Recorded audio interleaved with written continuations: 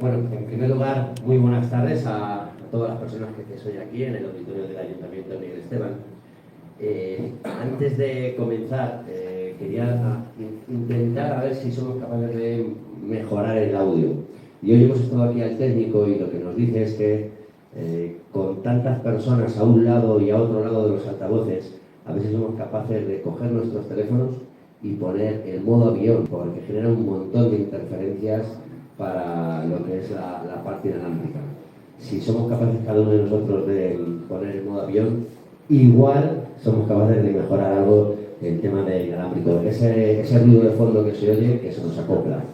Y luego, si no escuchamos bien a José Ramón, porque la otra vez con Intuceda nos pasaba algo parecido, a Jesús se le escucha muy bien y a Maite flojillo. Ramón, yo creo que lo mejor es que te proporcionemos este micrófono de mano. Si la gente... ¿No se escucha bien?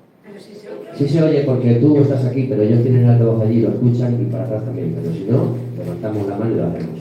Venga, pues vamos a comenzar. Muy buenas tardes y bienvenidos a una actividad más de la Consejería de Cultura. Veis que estamos en la Semana Cultural. Arrancamos ya la semana anterior y hoy tenemos aquí pues, a dos personas que en los últimos años están trabajando mucho y por Miguel Esteban. En primer lugar voy a presentar a José Ramón Rescalvo, que va a ser la persona que va a conducir la charla, la presentación literaria de un libro que nuestro querido amigo Francisco Javier Escudero ha escrito. A Francisco Javier, para presentarlo, pues podríamos decir muchas cosas. Él es natural de Argamasía de Alba, ¿verdad? Sí, sí. ¿Socollamos o Argamasía de Alba? Yo creo que, yo creo que vamos a ir por, ¿sabes? En el cruce de la carretera de Tomellos a Pedro Muñoz. Por ahí fue, ¿no? A mí me gustaría que fuera la Argamasilla. ¿Ah, sí? A Ramón le vendría mejor que la Argamasilla. Archivero de profesión y en los últimos meses en Toledo, intentando escudriñar, ¿no?, los archivos de nuestra capital, viene a presentarnos un libro. Me ha parecido entender que no has traído copias de tu libro. He traído del otro, del sencillito, de este que es el complicado. No, la verdad es que los dos salieron a la vez, pero este sí, lo he visto. Pero este es el... Francisco Javier viene bueno, pues a presentar sus libros, pero sobre todo viene a presentar este último libro, Cervantes del Empés. Él lo va a explicar mejor que yo, pero ha tenido una gran acogida en Estados Unidos y de ahí su interés en presentarlo en Miguel Esteban, porque viene pues a poner otra vez el foco en nuestro municipio, como intentamos explicarlo. No es fácil, pero precisamente hace unos días, el martes pasado, estábamos con Ramón acompañándolos, tanto Eugenio como yo, en Campo de Cristana, y lo que empezamos a tener muy claro ya, sobre todo investigadores que de manera libre y sin condiciones empiezan a tener claro que Miguel de Cervantes, cuando escribió su obra, al igual que hablo de Quijote, al igual que otras obras, tenía muy claro lo que es el concepto tiempo y el concepto espacio, tenía muy claro la existencia de personajes reales que él, en su libro de ficción, los trata y los ubica o los sitúa como un libro de ficción, no puede ser, en sus historias, pero lo que empezamos a tener claro es que esos personajes también tienen una réplica real en el entorno de Quintanar de la Orden, El Toboso y Miguel Esteban. Otra de las cuestiones que está claro por parte de los investigadores es que la existencia de relatos reales que ocurrieron y que están como quien dice, argumentados en el Archivo Nacional, en el Archivo Diocesano de Cuenca, el de Toledo, y que Miguel de Cervantes utilizaba a su antojo de una manera u otra en los diferentes capítulos, y que mezclaba con los personajes reales a personajes de ficción, y que en los últimos 300 años pues Miguel Esteban nunca ha sido tratada como el municipio que merecía en la obra, y en poco tiempo empezamos a tener o a hacer mucho ruido, y entre otras cosas gracias a Francisco Javier Escudero. No me extiendo más, estoy viendo por aquí a Pedro, estoy viendo por ahí a mí Ramos. muchos migueletes y no tan migueletes. El otro día hablábamos de Ciriaco Morón, el otro día hablábamos de José María Merino, el catedrático. Ha habido algunos personajes importantes en el mundo cultural que han hablado de Miguel Esteban, pero lo que estamos encontrando en los últimos años son argumentos firmes para que en el futuro, si Dios quiere, en Miguel Esteban podamos tener un centro de interpretación y documental para que quien tenga dudas venga a verlo y al menos se quede con la gran duda de que nosotros podemos decir con argumentos muchas cosas, muchas realidades y que otros municipios, y en eso yo no voy a entrar, Cervantes es un escritor universal, el Quijote es una obra universal, cada uno de nosotros podemos coger parte del pastel que nos interese, pero en pocos años no todos o casi nadie puede decir lo que dicen los investigadores de Miguel Esteban. Así que José Ramón, Francisco Javier, muchísimas gracias y el público es vuestro.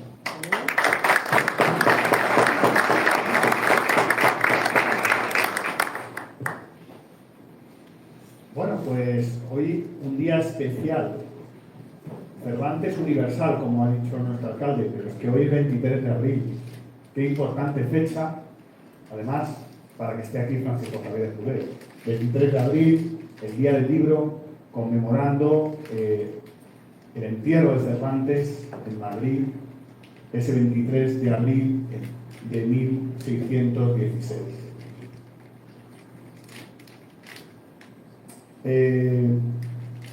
Javier, vamos a empezar. ¿Quién fue para ti Cervantes? Pues, ¿quién fue para mí? Es lo que entendemos todos. Para mí es evidentemente es el escritor más importante en la lengua española. Posiblemente, igual que a Shakespeare le da la idea de que es el creador de la lengua inglesa, pues también Cervantes lo es, ¿no? Pero a mí lo que nos ha interesado y lo que nos ha interesado a nosotros es cómo podemos ver, aprender de quién es Cervantes de acuerdo a sus novelas, de acuerdo a sus textos, ¿no? Que es lo que dice Jean Canavallo, es decir, vamos a encontrar al escritor en lo que nos cuenta, ¿no? En lo que nos cuenta, porque muchas veces, sabéis, hay muchos como Antonio Muñoz Molina y todo eso que dicen que no hay nada más autobiográfico que una novela, Claro. tu propia novela, es decir, cualquiera. Ahí lo tienes, presidente de la RAE actual. ¿Quién fue el primero que noveló en castellano? Ahí lo dice, autobiográfico. Sí, el propio Cervantes lo dice de sí mismo. Ahí está. Entonces, claro, la cuestión es de que tenéis que tener en cuenta una cosa, claro, dice, bueno, pero si el director de la Real Academia dice esto, pero es administrativista, es decir, es de derecho, es decir, no es filólogo. Entonces, claro, para que nos entendamos, dice, ¿por qué dice estas cosas? Porque está fuera de este mundo. Entonces él es más objetivo y como dicen, muchos chismes, muchos sucesos que se escuchaban, que se oían en la calle, pues pasaban a convertirse en novelas, ¿no? Así es. O sea que Cervantes es el primero en novelar en castellano y de ahí hemos llegado a lo universal, es decir, en la lengua de Cervantes, expresión ya pues comúnmente empleada. Cervantes nació en Alcalá de Henares en 1547. Su familia va a aparecer en toda su obra, sus hermanas, su hermano Rodrigo, que le va a acompañar también en su acción militar. También inició sus estudios en Madrid, y es lo que se considera, lo que siempre hemos dicho, un ingenio lego, ¿no? Alguien que no tiene, ¿verdad?, una formación universitaria, no está demostrado, pero que es un torrente. Claro, pero que tuvo que tener, que no tuvo que tener la formación universitaria, pero sí tuvo que eso es uno de los misterios, para mí yo creo que es el gran misterio, el mayor, ¿no? Que es que si realmente, que es la contradicción, ¿no? Que es lo que dice el catedrático también Andrés Amorós, que algún día lo tendremos que invitar aquí, ¿no? Que dice la principal contradicción es decir, estamos diciendo que era un pobre, ¿no? Un lego, un no sé qué, no sé cuánto, que iba arrastrado por la venta, pues es imposible que esa persona escriba estas novelas. Es imposible. Es decir, que algo se nos ha perdido en el camino. Entre sus facetas, pues la de militar al servicio del Imperio Español, una etapa también preciosa. De hecho, la obra literaria de Cervantes se va a concentrar en muy poquitos años. Los últimos, no, es que es lo que yo creo que, no sé si lo conocéis, eso a mí también me sorprendió mucho, ¿no? Daros cuenta de, digo, no como, porque él realmente lo que quería dedicarse es al teatro. Entonces, daros cuenta de una cosa, él cuando publica su, digo, me estoy refiriendo a las novelas, publica su primera novela en 1585. Pasan 20 años hasta que publica la segunda, que es la primera parte del Quijote, ¿no? Y entonces, luego, prácticamente toda su obra la tiene en los últimos 5 años de su vida. Daros cuenta que la segunda parte del Quijote la publica el año antes de morir. Se descuida, no lo publica. O sea que él, bueno, pues se dedicó a otras cosas, ¿no? Un militar, un gran militar. Negocios. Reconocimiento, negocios. Negocios, sí. Empleo para el rey, ¿no? Mm. Como en sus comisiones. Sí, como juez de comisión en Andalucía, sí. Sí. No en La Mancha, cuidado, en Andalucía. Y ahí tenemos... Que eso es una de las cosas, lo sabes, ¿no, José Ramón? Que todos, realmente lo que hemos hecho aquí, bueno, en La Mancha y en todas partes, es atribuirle cosas que no hizo y sitios donde no estuvo. Es decir, continuamente dice, bueno, es que aquí como estuvo, si lo oyes continuamente, es que como estuvo de cobrador de impuestos, pues entonces estuvo por aquí, o estuvo aquí en esta casa tercia, o estuvo aquí cobrando aquí, no sé dónde. No hay ningún documento de Cervantes en La Mancha y cobrando impuestos fuera de Andalucía, cero. Claro, así es. Lo que sí sabemos es que estuvo en los tercios de Flandes, con su hermano Rodrigo, y parece ser que esto también lo refleja en ciertas novelas, como puede ser Persiles, licenciado Vidriera. O sea, que realmente le quedó ese coso de soldado, ¿no? Su etapa de soldado sí, lo que pasa es que ya sabéis yo que cuando digo ahí que es una de las ideas que quiero que poco a poco se vaya viendo, es que él, claro, la autobiografía, es decir, lo autobiográfico de Cervantes en su obra, solamente se trata casi todo es el cautiverio, ¿no? Y esto, ¿no? Y la cuestión de soldado, de tal. No, es muy autobiográfico, es muy no autobiográfico, sino personal en todo, que es lo que vamos a ver. Sí. Bueno, y además, aquí a colación de esto, bueno, pues... Augusto Ferrolán, ¿no? ¿Este es Ferrolán? Sí, Ferrolán, cuadro de Arnau. Además, bueno, pues es la portada también del libro de Begoña Valero, que va a venir aquí a Miguel Esteban, a presentar esta novela impresionante sobre también el cautiverio y el caso de Cervantes en Valencia, que es totalmente verídico. Cervantes en La Mancha, ya nos ha dicho Javier que no hay ningún documento que acredite la presencia continuada de Cervantes en La Mancha. Lo que sí tenemos acreditado es su paso por La Mancha. Su paso sí. Su paso sí. Pero lo que me refiero es a que trabajara o a que residiera, ¿no? Si hubiera residido mucho tiempo, supongo que hubiera firmado algo, se supone. Claro. No lo sabemos. Presuponemos que sí, pero no lo hay. Lo que quiero decir es que todos lo que nos gusta esto, ¿no? Que seamos críticos con este tipo de cosas. Porque claro, en el momento casi siempre que nos hacen visitas guiadas, ¿no? Por cualquier sitio y nos llevan por la ruta, nos dicen, no, aquí estuvo Cervantes y tal. No hay pruebas, no las hay. Sí, en La Mancha no tenemos ninguna prueba. De Miguel de Cervantes de Consuegra, sí. Sí, que estuvo, aparte de Consuegra, estuvo en el Toboso. Sí, claro, eso es homonimia, ¿no? Sí, homonimia, hay muchas veces. Se puede veces. llamar Javier Escudero, lo sabes tú. Sí, hasta un periodista y tal que sabes que es en Radio Castilla-La Mancha, no se llama así. Entonces llegamos al Cervantes ya escritor, ya está establecido, un poquito más tranquilo, ¿verdad? En Esquivia, lo situamos más o menos, ahí 1600, ¿no? 1602, ha vuelto, ha salido de la cárcel de Sevilla, donde está por... Hombre, él se casó en Esquivias en el 84, en 1584, entonces claro, su Andalucía iba y venía. Pero es 1602 donde realmente, claro, la preparación del Quijote, que esa es otra de las cosas, que no sabemos dónde estaba cuando escribió el Quijote. Tenedlo claro, no sabemos dónde estaba cuando escribió el Quijote. Pero claro, oímos cuevas, que si la cueva de no sé qué, que si la cueva del otro, que si no sé qué, que si estuvo aquí en la cámara durmiendo. No, nada. O sea, no sabemos. En los 5 años anteriores, solamente hay un documento, el que ha hecho en 1602, en Esquivia. Están Esquivias de padrino en un bautizo. O sea, en los últimos, publicó el Quijote en 1605, pues de 1599 a 1605 solamente hay un documento de eso. O sea, es decir, y es escribia. Sí, sí. Es decir, que no, y entonces, claro, esto también ha provocado que haya tantas especulaciones. Sí, ¿no? sí, los demás son documentos indirectos y es verdad que sí se le puede seguir el rastro y que no estaba en la marcha. Eso sí queda muy claro y que en 1604, como tú ya sabes, circulaba ya el manuscrito del Quijote, ya circulaba por la corte.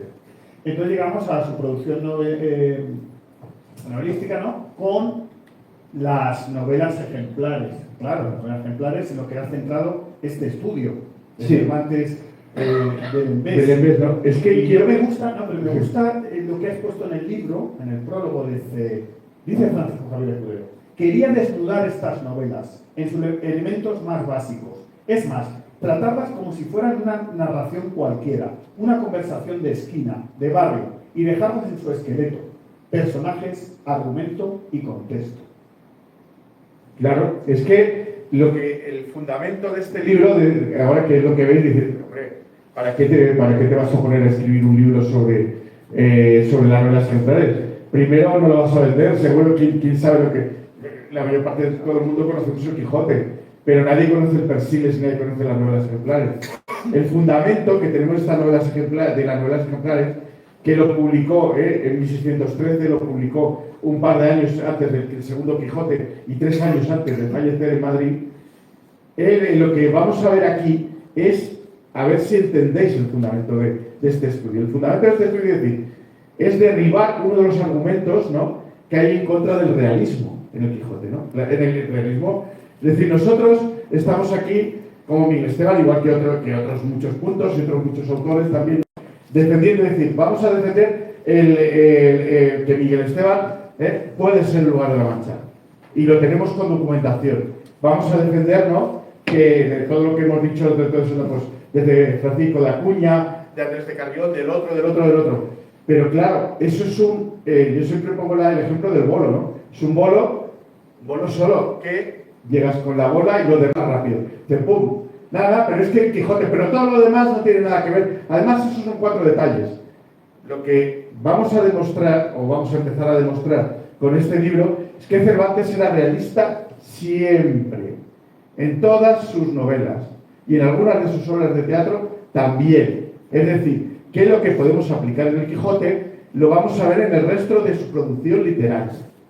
O sea, vamos a ver los mismos personajes que vemos en el Quijote, pero los mismos no, ¿me entendéis? Es decir, que vamos a ver personajes reales también en las novelas ejemplares y también en el Persiles. Yo la conclusión que he sacado del libro es que tú le has pillado el truco a Cervantes, y bien pillado. Sí, esta mañana, además es que eso, cuando vayamos a Barcelona, es que aquí este señor, ya sabéis que es muy insistente, ya lo sabéis y tal, y eso me gusta, porque yo vengo de Tomelloso y allí también somos insistentes, bueno, se denomina de otra forma. Sí, entonces se denomina de otra forma, pero somos bastante, un poco cabezotas, ¿no? Entonces, claro, yo he estado muchos años en Tomelloso, y entonces, claro, tener una persona como José Ramón, tener una persona como Vicente, como Juan Luis, como Esperanza, ¿no?, tener una persona como vosotros, es que es un acicate. Entonces, es como la yesca que enciende el fuego. Entonces, tú llegas y tú estás ahí tranquilo y tal, y de pronto dices, ¿te has dado cuenta de esto? ¿Te has dado cuenta del otro? Mira aquí, levanta la alfombra, ya verás. Y lo que nos ha parecido últimamente ya es absolutamente espectacular. Increíble. Aparte de esto, es absolutamente espectacular, no lo podéis imaginar. Después de haber recorrido miles de archivos, escrutinar miles de documentos, quería decir, empezaste a preguntarte por qué estaba ahí cada uno de estos personajes, cuál era su función en la narración, qué tenían en común unos con otros, qué era lo que buscaba el autor en su plan de obra, poniendo una aquí y no allá. Javier dice, busqué a un Cervantes ordenado y coherente. Luego seguí por las tramas y me interrogué también qué hacían allí y cómo interaccionaban unas con otras.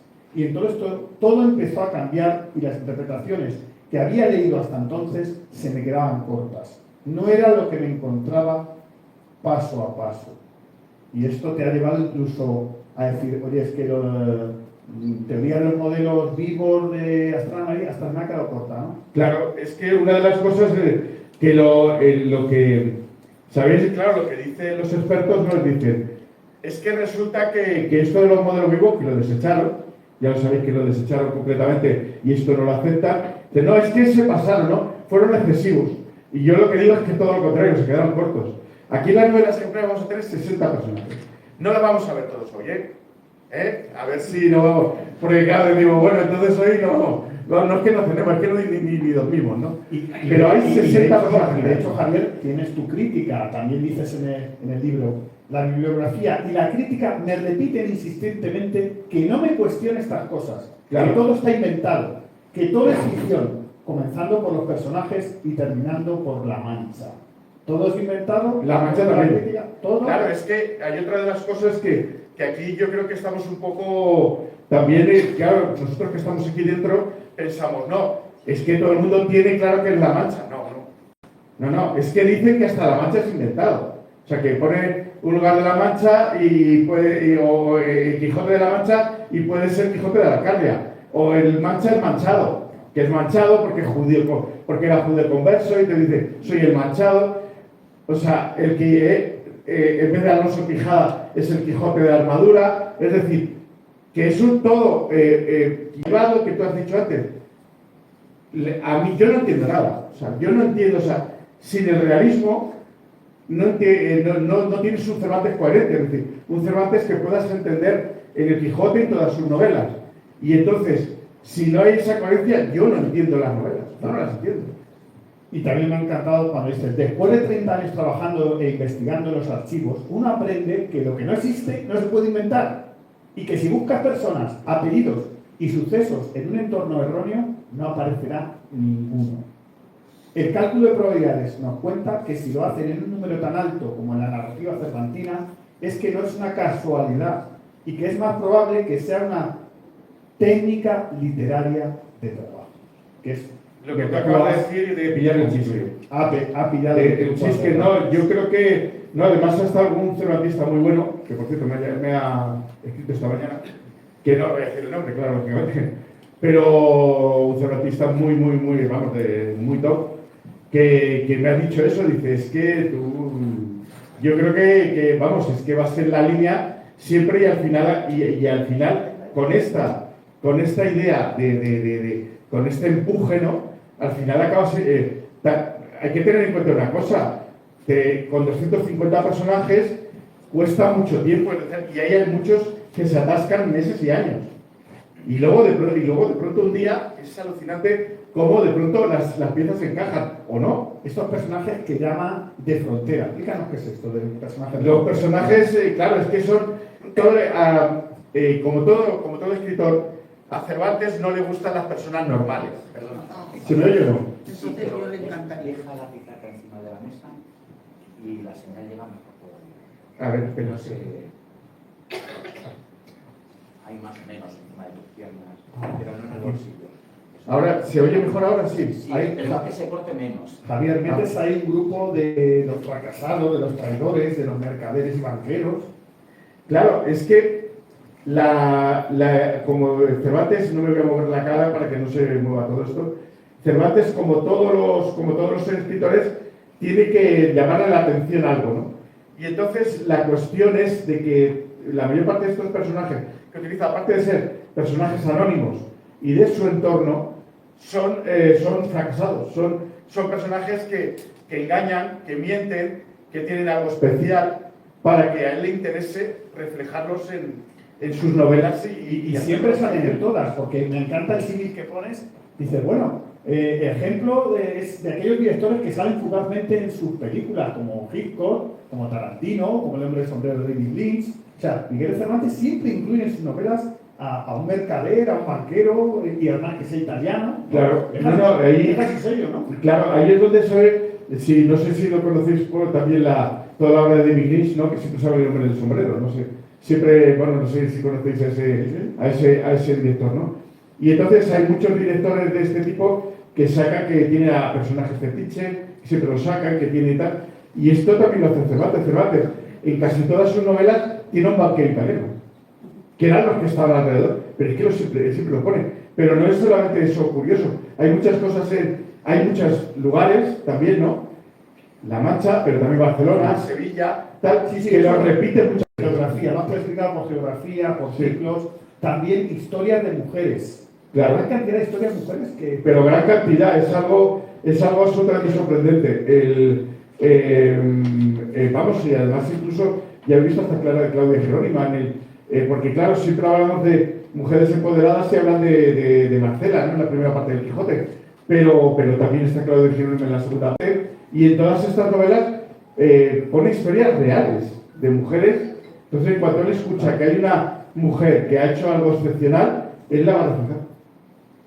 ¿Desvelamos cómo la estructura de Cervantes o lo dejamos eso para que la gente luego lo vea? Si luego lo vea y tal, porque es demasiado complicado. Sí. Eso es... Sí, longitudinal, la transversal y técnica, todo, la técnica. Entonces vamos ya a entrar en materia, ¿no? Con, bueno, pues el primer ciclo que has elegido aquí, la infancia, la familia y Lope de Vega. Lope de Vega, sí. La gitanilla. Sí. Bueno, pues la gitanilla es un acercamiento de Miguel de Cervantes a las costumbres del pueblo gitano, pues, Claro. pero encierra muchas cosas, ¿no? Claro, lo que quiero que veáis aquí en todas estas novelas es la sorpresa que te encuentras cuando ves que todos estos... Ahora se oye bien, ¿no? Ahora mejor, ¿no? Sí, porque se oye muy mal. Bueno. No se me oye tampoco.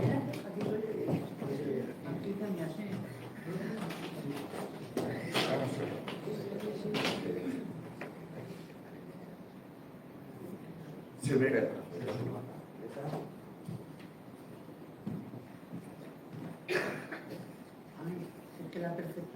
Hay que decir que la gitanilla, pues, es una historia real, una historia preciosa que nos va a contar, nos va a resumir Javier. Ya está bien, ya está bien. ¿Ya? ¿Se me oye? Sí. Se oye, ¿no?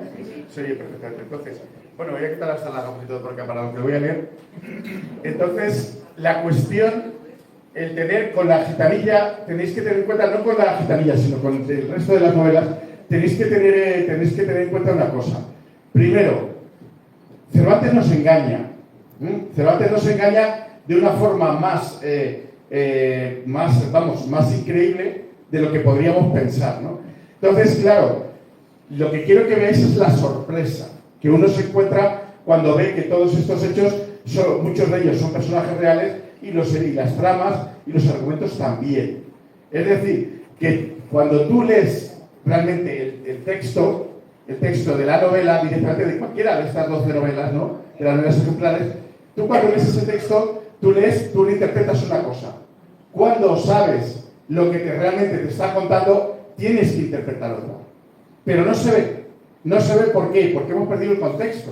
O sea, Cervantes, cuando él escribe, ¿no? Hay un contexto histórico. Claro, escribe en 1600. Entonces, él escribe en 1600, en 1590 y tantos, y la gente que le está escuchando y le está leyendo, sí sabe de qué está hablando. Ahí está el contexto histórico. Claro, sí sabe de qué está hablando. Pero nosotros, 400 años después, no. Entonces, la gitanilla, una novela de gitanos, no es una novela de gitanos. Entonces, no lo es.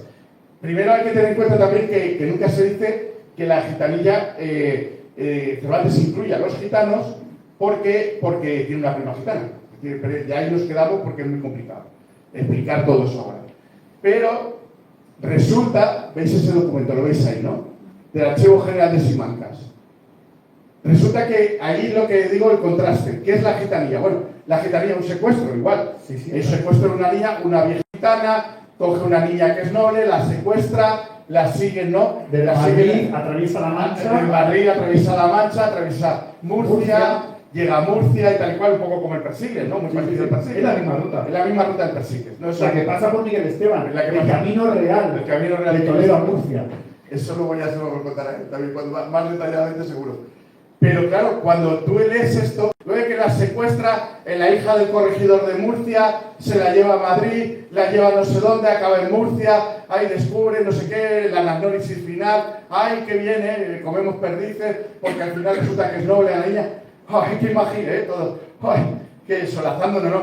Qué imaginación tiene Cervantes. Si esto es un cuento de tal y cual, Eso lo utiliza mucho Cervantes, Ahí ¿verdad? lo tienes. El término anacnólisis, ¿verdad? Análisis es cuando el personaje descubre la sorpresa. Claro, Cuando el personaje descubre que quién es en el realidad. noble y tal, es la sorpresa final de la novela. Aquí hay muchos profesores que lo podrían explicar mucho mejor que yo, pero es la sorpresa final, ¿no? Y entonces resulta, aquí lo tenéis, dice, Cervantes es muy preciso en la fecha del secuestro, ¿no?, del rapto, que es 1595, el día de la ascensión del Señor, y entonces resulta que te encuentras este documento que viene de los estudios de género.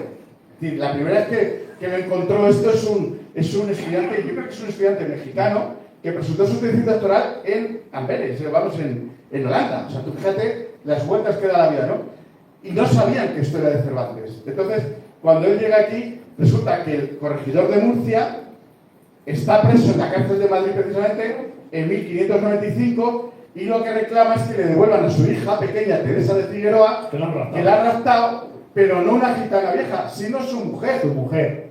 Porque había un pleito importante entre ellos. Gordísimo entre ellos, ¿no? Sí, sí. Era un pleito gordísimo. Con algo muy penado entonces. Que era el pecado nefando. El pecado nefando. Sí. O sea, este corregidor de Murcia. La acusaron de homosexualidad. Sí, Francisco de Vera. Y entonces él estaba en la cárcel por eso y por otras muchas cosas. Y entonces, aprovechando que se metió en la cárcel, entonces, su mujer la acusó absolutamente de todo, cogió a la niña y se huyendo. Y esa historia se convierte en Cervantes en una historia de gitanos. Y no hemos entendido que es una crítica al entorno de Lope de Vega, porque este hijo, Francisco de Vera, el hijo de aquí, el conde de la Roca, era un poeta muy famoso en la época, también estuvo en Sevilla, y probablemente Cervantes lo conoció y conoció esta historia allí en Sevilla. Sí, la Y dijo, las academias, ¿no? Y me voy a burlar de él porque me voy a burlar de él poniendo aquí la historia de cómo raptaron a su hermana y de cómo acabó su padre en la cárcel, novelándolo y contándolo así de esta forma. En la época todo el mundo se reiría ahí con una mueca, ¿no? Como diciendo jiji, jajaja. Y esa ironía y ese jijaja de reírse del conde de la Roca lo hemos perdido. Y a Lope no le tuvo que dar mucho gusto. A Lope no le tuvo que dar mucho gusto y entonces luego ya sabéis que luego repartieron bastantes críticas y bastante... Además, de pasada hemos descubierto que una sobrina de este conde de la Roca, de este Vera, se llamaba Violante. Qué casualidad. Qué casualidad, ¿no? Pero bueno, sigue. Bueno, pues como vemos ahí en la gitanilla, pasajes reales que vemos del camino real de Toledo a Murcia y, bueno, sobre todo aquí paran en una ciudad que se llama Lorquí, ¿verdad? Que está a 3 leguas de Murcia, nos dice el relato, y Francisco Javier ha estado en Lorquí dando una conferencia también, y también se ha descubierto allí, ¿verdad? Que en la visita de la Orden de Santiago, pues parece ser que existía esta famosa venta que la venta sí, vamos, lo que es. Y sobre todo un personaje secundario, ¿no? Sí. Juana la Carducha. Sí. Aunque eso es muy complicado. Ya, es que luego hay que tener en cuenta que Cervantes utiliza, yo siempre para no extender demasiado, 5 grupos de fuentes, y esto tiene fuentes también folclóricas, ¿no? Y fuentes literarias, ¿no? También. Pasamos a, bueno, el cautiverio. El cautiverio que es una personal de él, pero que no lo va a utilizar mucho. Tú lo dices aquí en la novela, claro, que tampoco es... Es que lo que a mí ya digo, siempre la idea es de globalidad, que todo se vea desde el punto de vista general. Entonces, decir, claro, el cautiverio se ha sobredimensionado, o sea, completamente. O sea, no, claro, como era un libro autobiográfico, el capitán cautivo del Quijote, y luego lo cita muchas veces, es que, claro, bueno, es que no os podéis imaginar, es que, claro, dicen que tenía TPP, o sea, es decir, que tenía trastorno de estrés postraumático. No lo estoy diciendo de broma, eso está publicado, Entonces, que tenía trastorno de estrés postraumático, porque, claro, siempre habla del cautiverio. No, perdone usted. Habla del cautiverio, y habla de Barcelona, y habla de La Mancha, y habla de sus amigos, y habla de sus enemigos, y habla del otro, es decir, que hay que tener una visión global. El cautiverio es solo una parte de lo autobiográfico de Cervantes en su obra. Solo una parte, el 10%. Luego el 80-90% está en otras cosas. Está en estos genoveses, está en estas historias de gitanos, en estas historias de poetas, y son gente que también está en el Toledo. Esto me encanta también, el amante liberal. Bueno, una historia increíble. Cuéntala tú de verdad, que yo no... Cuéntala. Bueno, pues es ni más lejos en la historia de Cristina de Castro, secuestrada y cautivada 2 veces, ¿no? Sí. En el entorno de la lucha española, del Imperio Español contra el Imperio Turco. Sí, en Chipre, en Italia... Y nos va a contar la historia de la mujer más guapa del mundo. Sí, señor. La mujer más bella del mundo. Julia Gonzaga. Sí, Julia Gonzaga. Que lo curioso del caso, ahí veis la doble... Vamos a ver. Ahí volvemos a lo que es la lectura de una novela. Cuando tú lees esta novela, dices, esos ojos preciosos, cantados por los poetas, ¿no? Que vive allí en Italia, que fíjate que viene el turco Solimán, ¿no? Solimán a llevársela y tal. Pues claro, tú lo lees y dices, ¡ay, qué imaginación! Otra mueca. ¿Qué imaginación tiene debate? Oye, ¿qué imaginación? Fíjate, esto es, fíjate, ahí, si eso es imposible, si eso no puede suceder, ¿no? Y entonces, ¿qué pasa? Bueno, porque esta mujer es real. Claro. Esta mujer es real. Es Julia Gonzaga. Y tiene un... Salen en los Orlando Furiosos. Ahí tenemos el texto. El Orlando Furioso. Podéis compararlo con el texto de Cervantes, el amante liberal, y vais a ver que es el mismo reflejo de esta mujer. Claro. Aparte, pero es que ahí donde viene la bomba, es que era Julia Gonzaga. ¿Qué era? Valdense. Es decir, era protestante. Era protestante enemiga de Felipe II, y esto, bueno, y entonces es una bomba política. Es una bomba política que luego las 2 doncellas ya veremos que la suelta una detrás de otra. Así es. Pero bueno, la historia a mí me ha gustado un montón. Sí, de a que sí, ¿no? Que así insistir, decir, no, hay que poner lo de los ojos negros, lo de la mujer más bella del mundo. Eso ha sido impresionante. Sí. Y luego tiene una relación, bueno, pues también con su etapa de conde de Lemos, ¿verdad? Y cómo quería volver a Nápoles. Y cómo quería volver y todo. Es que todo esto, claro, ahora mismo no nos da tiempo a contarlo, daros cuenta que son 12 novelas, que es posible. Y son 60 personajes. Pero estas historias de aquella época nos retrotraen a la historia de esa época y es fantástico. Yo creo que esta de las que más trasfondo, junto a la española e inglesa, más trasfondo histórico-político tiene. Tienen, ¿no? Sí, yo creo que sí. No, y la española e inglesa también tiene un trasfondo político terrible. Pasamos al celoso extremeño. Cervantes sale de su cautiverio en 1580 y, bueno, pues tiene una especie de misión de espionaje en Orán, que le encargan, la corte de Felipe II está en Portugal, le encargan una misión, él viaja a Orán y de regreso desde Cartagena atraviesa de nuevo la Mancha, ¿verdad? Ahora llegaremos a julio de 1581, y en su regreso, bueno, pues también tiene que recorrer Extremadura hacia... Claro. Y aquí aparece un cuento universal, El celoso extremeño. Un cuento que incluso, pues, como dices tú, aparece incluso en las mil... Sí, es un cuento oriental tradicional. Es el viejo y la joven. Es el viejo y la joven, que Cervantes lo repite y lo repite continuamente. Aparte de esto, tiene otro entremés y en el Persiles lo repite 5 veces. Sí, O sea, es decir, que la idea del celoso, entonces, claro, engaño, volvemos a lo mismo. Cuando lees El celoso extremeño, tú lo lees así, y como legos, como lectores que somos, pues lo lees y dices, pues ya está, esto es un cuento tradicional del celoso y tal y cual, y extremeño porque es extremado. Claro, porque es extremado, y esto con la historia y con la geografía de Extremadura y con eso está en Sevilla. Y con los conquistadores que van a América y hacen fortuna, que ahí mete claro, todo, mete todo, ¿no? Entonces, pero no tiene nada que ver con la historia, esto es extremado, Sí. ¿Y entonces qué? Bueno, pues claro, este anciano, ¿verdad?, vuelve ya de América con bastante fortuna y se casa pues con una joven muy guapa, pero claro, ¿qué es lo que hace? Encerrarla en su casa palacio. Y le pone, bueno, ¿verdad?, pues unos esclavos, ¿verdad?, unos esclavos negros, el ama que no puede darle la llave a nadie, no puede entrar nadie en la casa, pero claro, es el cuento de... Sí, pero es el Don Juan que va a aparecer, ¿verdad? Sí, y el Don Juan al final consigue entrar en el...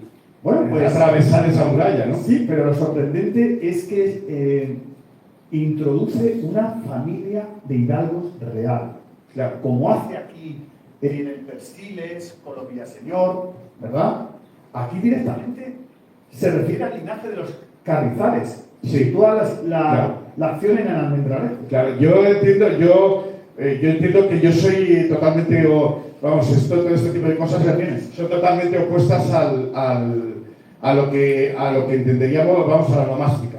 ¿Qué es lo que entendemos, lo que se hace por la nomástica? Es decir, ¿qué es lo que entendería la mayor parte de los que leen este tipo de cosas que entienden? No, pues llega a decir, si Carrizales, pues Carrizo. Mira, mi Carriazo, Carrizo, Carrizales, Carrizo, Faldudo. A mí eso no me ofrece una explicación global. O sea, no entiendo. O sea, aquí dice Carrizales porque había un carrizo del río. Aquí dice no sé qué porque era un lavador. Aquí dice que el otro porque se subió en una mula. No entiendo nada. O sea, yo no entiendo, no tengo un relato. Y el realismo sí que te ofrece este relato. ¿Cuáles son los protagonistas del celoso extremeño? Sí, Felipe Carrizales, María Alonso y Leonora, ¿no? Sí, sí. Y están en este documento. Bueno, y el Loaiza que se... Y el Loaiza, ¿no? sí. Y están en este documento. Claro, ahí lo tenéis. No tienes este para darle. ¿Lo veis ahí? Ahí está el documento, fijaos, ahí está. La transcripción. Esto es el archivo parroquial de Almendralejo, Badajoz. Dice, si he estado en Almendralejo, sí, está en Almendralejo. También tiene muy buenos vinos, ¿eh? Que ya sabe que a mí lo que me sorprendió, yo cuando fui allí, jamón, ¿eh? Yo cuando fui allí, yo no sabía que se dedicaba también al vino, ¿eh? Pero digo, esto, vamos, que parece que te va buscando, ¿no? O sea, vas a Arquivias también vino, vas a otro. Joder, parece que te va a buscar, te va buscando todo esto, digo. Pero que están a lo claros. mejor es casualidad, ¿eh? Que igual que fuimos a Quintanar, y yo vi con mis propios ojos que estaba la familia de Antonio Villaseñor en el archivo parroquial de Quintanar. Claro. Mira dónde está la familia de la que habla. Que vamos a ver, no dice, ¿son estos? Pues no lo sabemos. Lo que sabemos es que no se inventó los nombres. O sea, lo que no puede. Estos son los que salen en la novela. ¿Este es el celoso? No, hombre, no. O sea, porque luego hay muchas mezclas, hay mezclas de folclore, hay mezclas de otras historias reales. Claro. Lo que pasa es que la anécdota sí que me gusta. En un principio, claro, le dicen Cervantes, oye, ¿cómo se llama tu protagonista, el celoso extremeño? Felipe de Carrizales, ¿no? Y lo tuvo que cambiar. Un anciano que se casa con una Y joven. lo tuvo que cambiar porque aquí este es una 1581 y ha vuelto de Orán a llevar la información ¿a quién? ¿A quién? A Felipe II. al rey. Claro, al mismo rey. Y entonces le tuvo que cambiar el nombre al protagonista porque eso de que un viejo se casaba con una joven sonaba mucho al rey que se había casado con una joven también. Ahí lo tenéis. Y entonces era político, ironía total, y lo tuvo que cambiar, pero realmente iba con esa intención. Sí, claro. Sí, es que Cervantes pullas suelta continuamente. Lo que no se conocía hasta ahora eran las pullas que tenían que ver con la historia y la realidad. Y estos Carrizales que estuvieron en América también. También estuvieron en América, en Sevilla. Ese mismo argumento de la Claro, es que, dice, se encuentra, pero es que el argumento se pone en Sevilla y tal. También había Carrizales de estos. Y esto tiene que ver también con el Quijote, creo, una de las posibilidades. Y sobre todo, claro, porque ¿para quién trabajaban estos Carrizales, estos hidalgos? Claro. Para el duque de Béjar, El duque de Béjar. el que pagó el Quijote. Claro. Era el mecenas de... Y lo que se presupone más o menos es que tendría algún contacto con ellos amistoso, como es normal, ¿no? O sea, amistoso es como decir, oye, que quiero publicar un libro. Y dice, como decimos aquí, veste por ahí, anda. Claro. Entonces, veste por ahí, vamos a estar aquí quiera. Y entonces él dijo, no os preocupéis, señores, os voy a inmortalizar como celosos y como maravillosos personas. Y de hecho le cogió la palabra a su amigo Jerónimo de Salas y Barbadillo. Dice, los que nacimos en Extremadura aún retamos de alevosos a los rayos del sol, si acaso hieren los ojos de nuestras ramas. Sí. Tremendos. Bueno, pasamos al ciclo toledano. Que ya nos estamos acercando, ¿no? Sí, la ilustre fregona. Lo toledano, tanto lo cualitativo como cuantitativamente, tiene más peso en la novelística de Cervantes que Cautiverio. Sí, ahí lo afirma. me van a quemar, me queman directamente. O sea, pero vamos a ver que ya están, ya digo, hablando de Yescas, sí, me queman seguro. Claro, cuando digo, es que lo toledano y todo este tipo de personajes, Esquivias, ahora mismo La Mancha, ¿no? Que estamos hablando de La Mancha toledana, y yo dentro de la novelística, mejor que si ya tienes el teatro, no, pero dentro de la novelística tiene más peso que el cautiverio solamente sale en el... Aquí tenemos ya una lesión directa. Bueno, podemos situar la acción al lado del Zocodover, en la posada del Sevillano, bajando el Arco de la Sangre, en la calle actualmente que se llama Cervantes. Ahí la tenéis. Es que, vamos, y entonces, ¿qué es la ilustre pregona? Volvemos a lo mismo. ¿Qué es lo que se lee y qué es lo que luego sabes cuando sabes de quién te están hablando? Entonces dices, tú llegas, vamos a ver, ¿qué es la ilustre pregona? Pues una mesonera, ¿no? Es el cuento de la mesonera, la Cenicienta. Es la Cenicienta de Disney 400 años antes.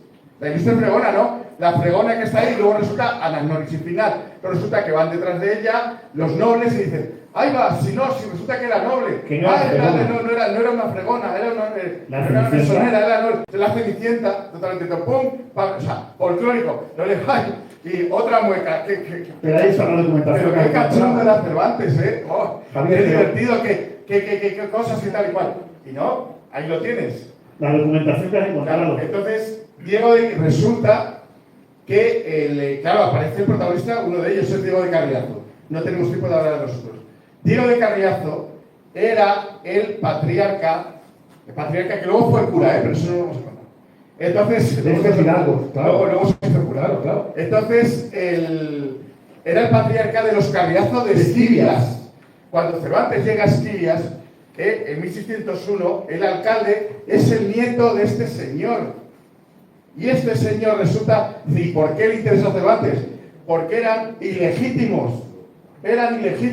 Y había no eran caballeros, eran hidalgos, y no podían ser hidalgos. Y había una realidad con su familia política. Claro, y luego, que es la de esto, que es que cuando estuvieron ahí, cuando te lees la documentación de Esquivias, los Quijada, ¿no?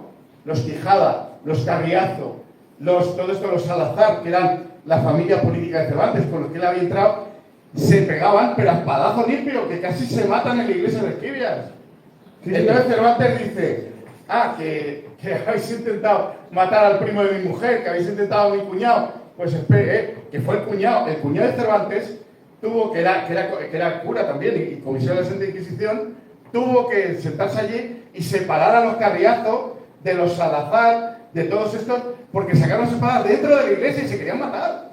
Y los tuvo que separar, y fue el cuñado de Cervantes que... Y Cervantes, claro, se rió tanto y dijo, pero estos ilegítimos hijos de judeoconversos, pobres, desgraciados, estos se van a enterar. Toma, novela para ti. Sí, y además data el momento histórico de este personaje, fijaos, del conde de Puñonrostro. Claro. Bueno, y esto es una de las cosas, es que hay que tener, fijaros, esto del conde de Puñonrostro, y luego además me ha aparecido más veces, porque también está por la guerra de las Alpujarras, está en muchos sitios, ¿no? Y esto es muy curioso, porque claro, cuando examiné, ¿no?, la ilustre pregona, empecé a buscar los personajes de Toledano, y pronto dice, con el Puñonrostro, y claro, como asistente de Sevilla, Toledo, uy, me falta una cruz, aquí pongo cruz, sí, no, sí, uy, esto no me puede ser, y lo busco, y resulta que era amigo de la familia. Mirad, lo vais a ver en el documento. Aquí está. Ahí está. No sabemos nada, pero bueno. Da igual, os lo imagináis. Aquí está traducido. No. No, está traducido. Ahí lo veis. Sí. Dice, ítem si saben que asimismo el dicho Antonio de Salazar en la dicha hidalguía presentó por testigo a don Arias Gonzalo, conde que se dice de Puñonrostro. Es que el conde de Puñonrostro vivía en Torrejón de Velasco, que era un pueblo que estaba al lado. Entonces, la familia política, o sea, los cuñados, los hermanos, los primos de la mujer de Cervantes, vivían al lado de este señor, eran amigos suyos. Y cuando tenían problemas no llamaban. Es decir, que claro, que todas las menciones que hay a personajes no son, García cuando digo, esto es Puñonrostro, porque estuvo en Sevilla, el aquí yo lo conoció, porque estuvo no sé qué. Es que lo decía de muy buena tinta. Sí, venga, más.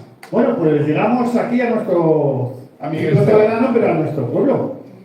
Hay un capítulo entero en el libro. Sí, porque claro, decides aplicar la teoría que está buscando en las novelas ejemplares al Quijote porque piensas que esto era una novela ejemplar. Claro. Que Quijote, pues no lo concibió como luego, claro, fue una novela de 2 partes, la obra fundamental de la literatura universal, pero no nació así, ¿verdad? No, claro, es que los primeros 8 o 9 capítulos, hasta que la quema de la biblioteca, ¿no? Y a lo mejor un poco más, un poco antes, un poco después. No yo, esto sí lo dicen los especialistas, ¿no? Que era una novela ejemplar, ¿no? Y entonces esa novela ejemplar es donde realmente podemos obtener muchas de estos personajes y muchas de estas situaciones que tienen que ver tanto con Esquivias como con Miguel Esteban. Claro, bueno, los especialistas piensan que está basado, ¿verdad?, en el entrevés de los romances, ¿verdad? Bartolo, un famoso, claro. El famoso cuento del labrador que se vuelve loco y va. Sí. Pero eso no explicaría el Quijote, como dices tú, eso no lo Claro, explica. no, pero es que en el entrevés de los romances no sale la Mancha, en el entrevés de los romances hay muchísimos. No está Dulcinea, los personajes fundamentales. No sale Toboso, no sale Quintana, no sale muchísimo. No lo explicaría. Es decir, la cuestión es que eso es una de las cosas que yo, cuando estoy cara a cara, ¿no?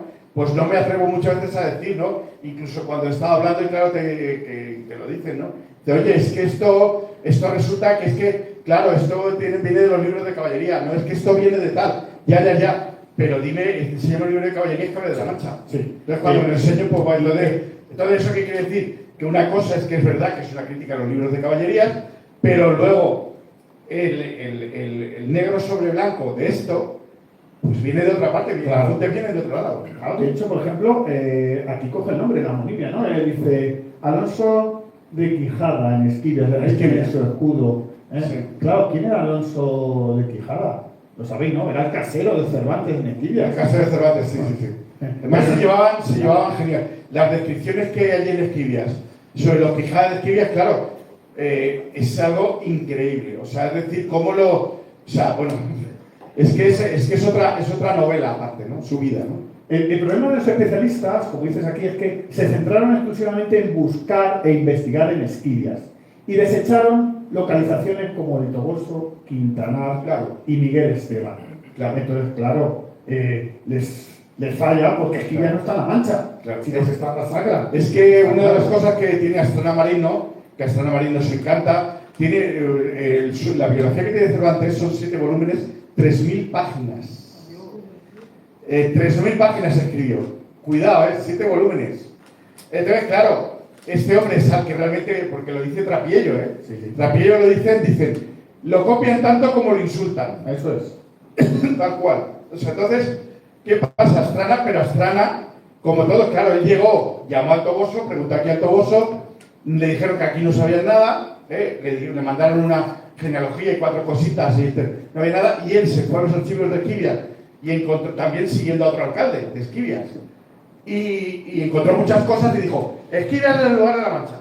Claro. Y ahí se pasó de frenada, porque claro, no solamente había leído Esquivias, pero no había leído Toboso, Miguel Esteban, Quintana, Puebla, Mota, todo lo que tenemos aquí, y Quintana, ¿no? La capa de Quintana, no había visto esos archivos. Pero es verdad, él lo intentó, llamar, pero no le... Claro. Entonces, claro, él...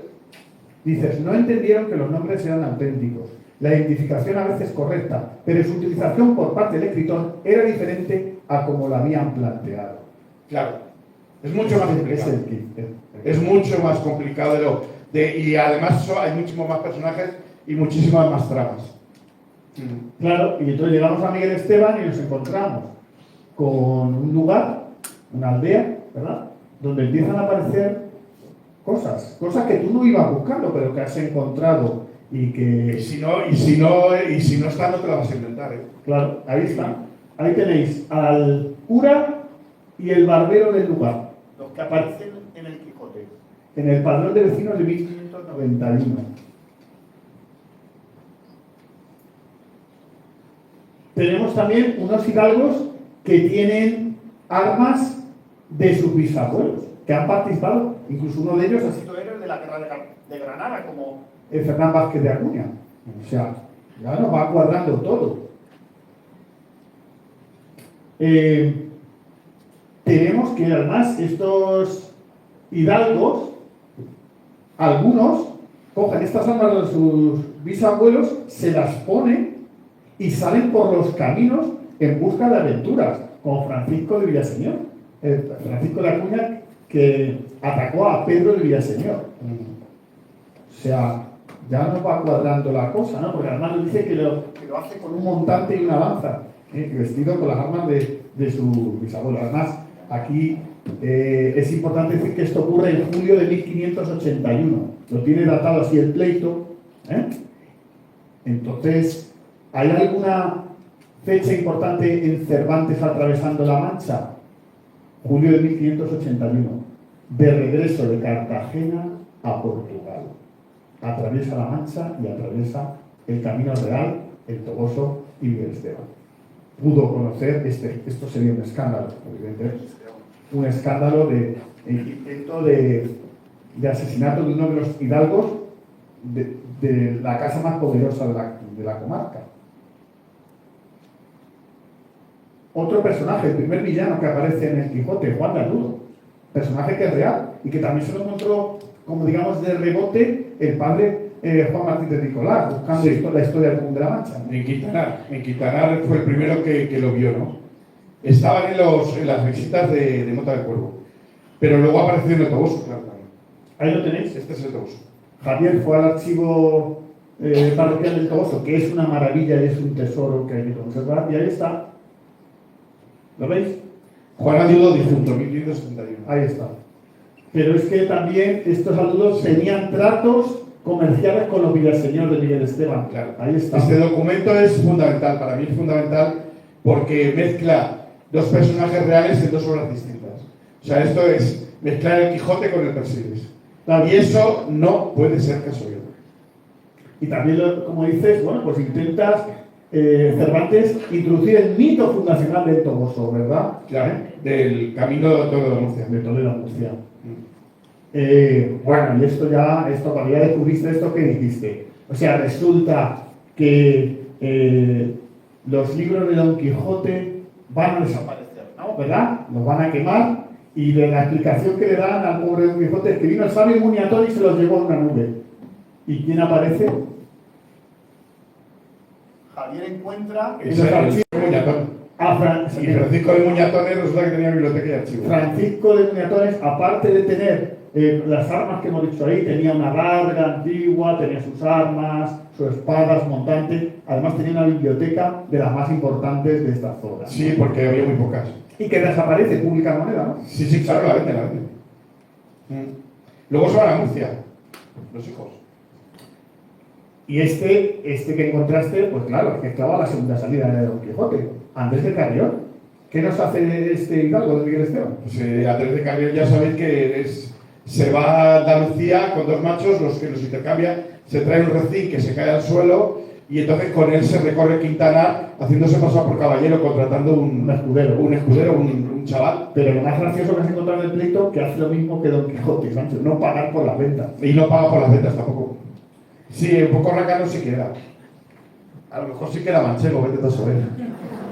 Otro dato que yo vengo de Cuenca y ahí en Cuenca está mucho más de puño enterrado. Hablando de Cuenca, que encontraste en el archivo de este sábado. ¿Has visto? Fíjate, venía a Cuenca y mirad lo que hay que joder ahí. Lo de la sí. El ataque al molino. El ataque al molino, sí. Que ocurrió también por uno de los Villaseñor, ¿no? Porque es Agustín Hernández. Agustín Hernández era sobrino de Guiomar de Villaseñor. Y si no es por Guiomar de Villaseñor, acaba en la Inquisición, pero bien metido, ¿verdad? Si no le llega a haber apoyado, yo creo que hubiera acabado bastante mal. Vamos, lo mismo en la cárcel inquisitorial ha paliado, desde luego. Es para ti fundamental esta familia, ¿no? Sí, claro. Sí, vamos, hay que lo que estamos buscando, ¿no? Que desde llevamos ya años, buscar la regla o sea, vamos a ver, todo esto que estamos viendo tiene un fundamento claro que es el porqué. Hay que preguntarse el por qué.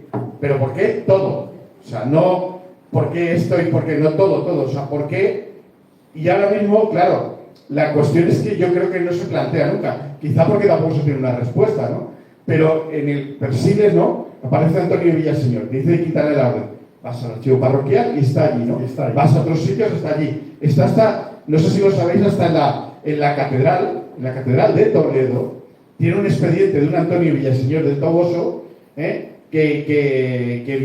mi amigo el archivero, cuando vamos allí, pero pone Quintana, pero podría haber puesto Alcobendas.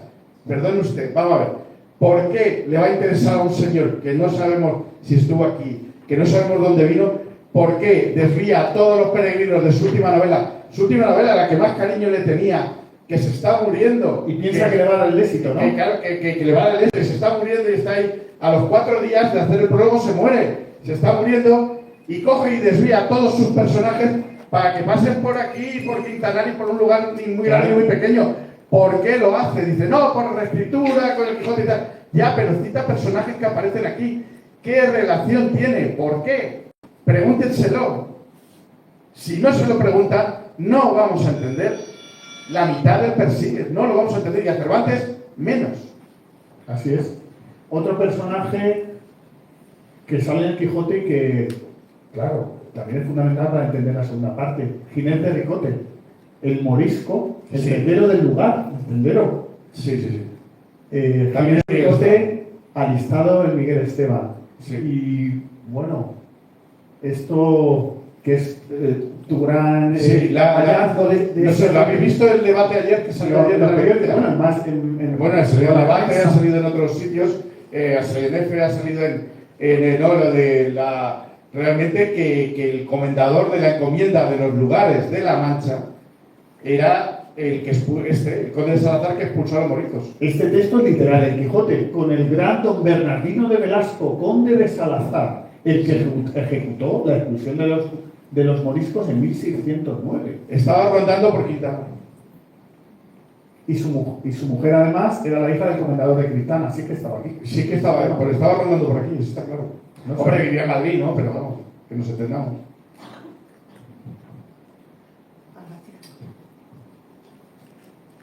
Llegamos a Pedro de Acuña, ¿verdad?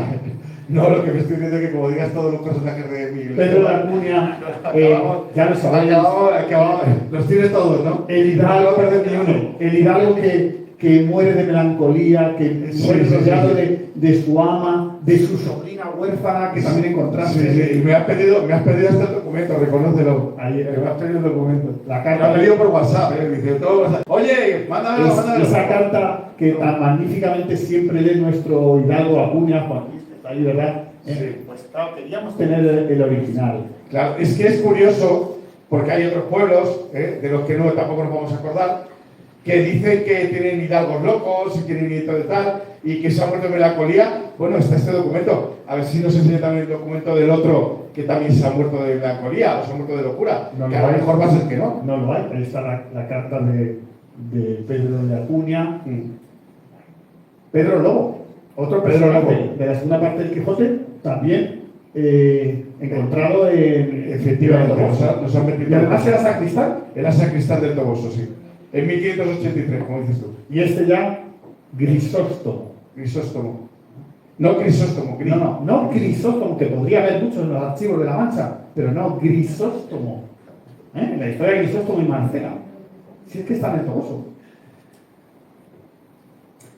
Y este personaje es fundamental para entender lo que está diciendo Francisco Javier. Alonso Manuel de Eudenia. Claro. Alférez Manuel de Quintanar, pero que reside a 2 calles de Cervantes. en Esquivias. En Esquivias. Hay muchísima, y también en Illescas. No os podéis ver, lo que pasa es que estamos pendientes estoy pendiente de encontrar más cosas porque es complicado, ¿no? Ahora que vivo en Toledo lo tengo más sencillo, no andar investigando, ¿no? Pero hay que complicado porque esto es la culpada, ¿no? Entonces hay que ir de protocolo por protocolo y es muy complicado. Pero este señor fue un personaje muy importante en Quintanar y aquí en La Mancha, pero fue un personaje muy importante también. En la sagra, sí. Sí, de hecho era lo último que he descubierto es que era el administrador de las alcábalas de Illescas. Allí, no aquí. Claro, dices en el libro, pero al reconstruir su biografía nos quedamos sorprendidos de que todos eran ramas menores de la familia Villaseñor. Los Ludeño de Quintanar eran mis nietos, los Carrión, herederos de Juan de Villaseñor, etc. Estaban todos concentrados en ese árbol genealógico que veis aquí. Y que además tenían tratos directamente con la familia política de Cervantes, Claro. con los Salazar, con el heredero de... Porque, claro, Miguel de Cervantes y Catalina Salazar no tuvieron hijos en lo que es el matrimonio. Y Este documento, que es el que ha citado antes Francisco Javier, tenemos acreditada la presencia de Alonso Manuel de Ludenia en enero de 1602, justamente cuando Cervantes está allí, en enero de 1602. Está de padrino Y Ludenia también está. del Y bautismo. quiero que entendáis que Alonso Manuel de Ludenia se va allí, ¿no? Alonso Manuel de Ludenia muere en 1612. Entonces, muere antes que Cervantes. Entonces, su mujer, ¿no? Y su cuñada se vienen aquí. O sea, es un intercambio. O sea, yo tengo documentos de ellas, y de él también, aquí y allí. O sea, tenemos documentos de ellos en Quintanar, tenemos documentos de ellos en Illescas y en Quibes. Y también emparentado con los Ludenia de Madrid, que podemos ver el otro día en la ruta, puesto que Pedro de Ludenia fue el padrino de Cervantes, de su ceremonia de relaciones con Catalina de Salazar. O sea que hay una relación muy directa. De hecho, bueno, pues tenemos acreditada esa relación con Fernando de Ludenia y Urbina, que le dedica ese famoso soneto, que Cervantes también le corresponde a él en el viaje al Parnaso, una relación directa con estas Ludenia. Hablando de los Ludenia, bueno, pues en el Persiles tú has identificado ahí que podría ser la historia de Juan de Cepeda, capitán de Juan de Cepeda, Sí. que es realmente la historia que se cuenta en el Persiles de Antonio Villaseñor, ¿no? Claro, es que hay que tener en cuenta que vamos a ver, el Persiles, es que claro, que esto es muy largo. Es muy largo. El Persiles son 4 libros. El tercer libro, que dicen que es el más realista, que el segundo libro también lo es, mucho además, pero en otro sentido. El tercer es todo relleno de escrituras, ¿no? Entonces, Extremadura es la Galatea, Talavera es donde estaban sus familiares, Quintanar aquí es el Quijote, luego cuando llega a Italia son cuando llega al Levante son las dos doncellas, es decir, cuando llega a Italia la española inglesa, es decir, todos son, es decir, con un repaso a todo eso, cambiando los personajes y las situaciones, ¿no? Y en el caso concreto que tú estás diciendo, es que es tiene que ver, claro, si tú simplemente dices esto, no, es que, claro, Juan de Cepeda y claro y tal, dice, claro, tú lo que quieres es que sea la historia real de tu pueblo, Quintanar, pues que sea de Quintanar. No, es que hace lo mismo en el episodio de Extremadura, por ejemplo. Está documentado, o sea, Juan de Cepeda mata a un hidalgo de los Ludenia de Quintanar, huye, se alistan los tercios de Flandes, huye de España, pero claro, hace unos méritos terribles para Felipe II y entonces, bueno, pues le nombran incluso gobernador del Peñón de Vélez de la Gomera. Está acreditado, Francisco Javier ha encontrado hasta los habitantes de Quintanar que él lleva aquí al Peñón con estos... Sí, eso está en Simancas. Claro, y resulta que luego vuelve a visitar a su En Guerra y familia. Marina, en la asociación de Guerra y Marina. Vuelve a visitar a su familia, Juan de Cepeda, una vez que han pasado ya 30 años, ya con el perdón de Felipe II, bueno, pues vuelve a España, a Quintanar, a visitar a su familia. Lo mismo que se dice en Persiles. Es la misma historia de Antonio. La misma historia, la misma cuando llega a Quintanar a visitar a Es que lo que quiero, claro, a vosotros, claro, ahora mismo dicen, bueno, vaya barullo de documentos, vaya barullo de personas, y van a tal. Lo que quiero también que entendáis esto es que, claro, sabéis que yo vengo del mundo del derecho, ¿no? Y lo que es los cursos de doctorado es en historia del derecho. Yo sí entiendo las cosas como demanda contra demanda. Es decir, si plantea, yo y como estás planteando tú también ahora mismo, y lo planteamos aquí muchos de nosotros, cuando yo planteo un argumento, siempre estoy pensando en lo que me van a decir. Entonces, normalmente, es decir, cuando ya planteamos una teoría como esta, suele ser bastante monolítico. Es decir, aunque la gente diga, oye, no, es que esto y tal, no, es que esta no es una cuestión de, como os he dicho ahí, no es una cuestión de un personaje que aparece, no es que aquí el camino pasa por aquí, no, es una cuestión de una teoría global, que incluye un montón de novelas, que incluye un montón de personajes, que incluye un montón de situaciones y que todas son reales. Y eso es un poco lo que estamos tratando. Sí, es que fijaos el texto del Persiles, que está hablando Antonio Villaseñor de su padre, Diego Villaseñor de Quintanar y de Constanza. Es que esos personajes, es que los hemos encontrado. Es que, bueno, aquí tenéis el proceso de Juan de Cepeda, que es real, que lo han encontrado en el archivo histórico. el proceso de Juan de Cervera. Esto es el nacional. Sí. O cuando Cuando veo el número, digo, veo la etiqueta que me pasa con el paquete de tabaco. Digo, Claro, incluso, claro, es que si vamos al archivo histórico, al archivo parroquial de Quintanar, que yo he ido, que Eugenio lo ha visto, es que ha visto con sus propios ojos, ¿verdad? A Antonio Villaseñor, a Constanza, a Diego Quintanar. Vienen todos juntos, además, ¿eh? Claro. Es que la verdad es que es absolutamente sorprendente. Igual que en el Toboso, es que tiene documentado a Aldonza de Villaseñor, Aldonza Lorenzo, la hija de Lorenzo Corchuelo, Aldonza. ¿Se llevan llamando en esta familia? ¿Desde cuándo se llaman llamando Aldonza a Villaseñor? Desde que sabemos que el testamento de doña Aldonza Gutiérrez de Tapia, en Miguel Esteban, 1410, y se sigue perpetuando este nombre, Aldonza. Y en este caso, bueno, pues la rama que se fue al Toboso. Bueno, pues antes de pasar ya al final, como conclusión rápida, claro, nos dices que, es la última. Sí, que podrías estar hablando de Miguel Esteban y el Toboso queda. directamente como el lugar de La Mancha y el lugar de Dulcinea acreditados, porque el resto de pueblos del Común de La Mancha se excluyen por motivos geográficos e históricos. Claro, no, es que además, por eso digo, claro, bueno, y sé que contarlo y contarlo, sí que te fastidia, ¿no? Veis aquí el trabajo, veis el trabajo, ¿no?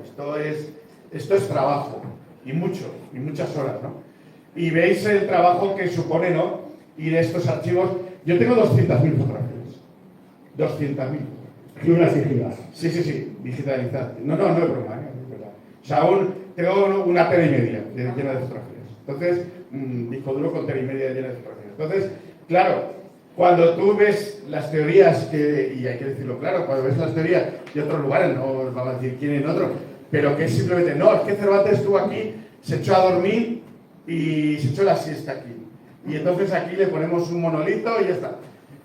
Entonces dices, es que a mí me parece una argumentación muy somera y muy floja. Ridícula. Claro. Bueno, dice aquí ridícula, eso no lo he dicho yo, pero lo suscribo.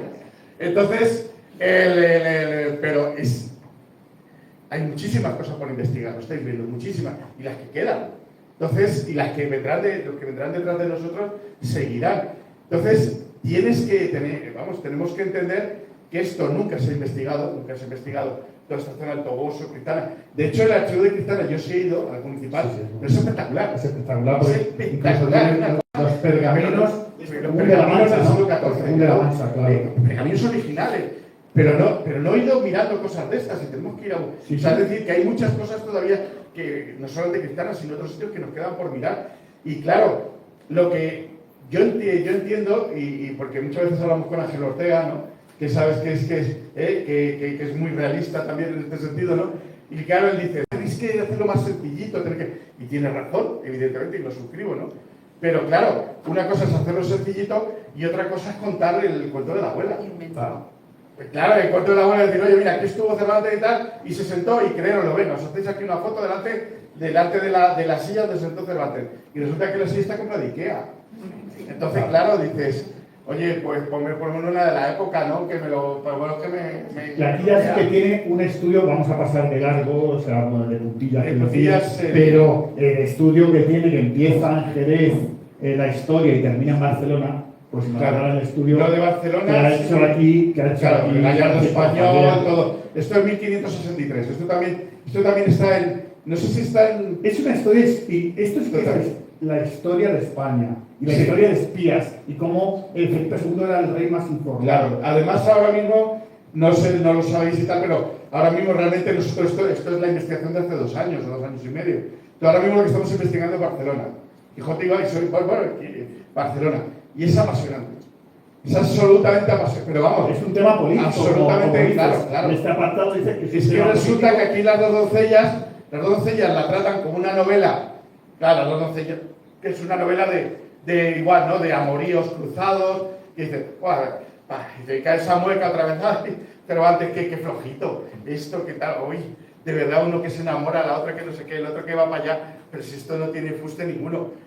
Y cuando ves los personajes, y cuando después dices de aquí, Sancho de y Cardona, cuando Pedro llegué- de Vique, el claro, otro, cuando que eran llegan los todos, documentos del archivo de Simancas, claro, pues nos encontramos que eran todos enemigos de la monarquía y todos condenados a muerte. Es decir, de una novelita insulsa, que parecía que no, resulta que es un manifiesto político contra la monarquía de la época tremendo, y la gente de la época lo sabía. Ahí tienes a Antonio Moreno, personaje Mira, Antonio Moreno, del Quijote, segunda parte del Sí. Quijote, cuando llegan a Barcelona, ¿verdad? Claro. Y se alojan. claro, que es lo que dicen ahora mismo, claro, claro, ya sabes que todos allí, todos los investigadores catalanes y tal, dicen que el único personaje real, no de Barcelona, ni de eso, sino del Quijote entero, Era el bandolero. era el bandolero Roque Guinart.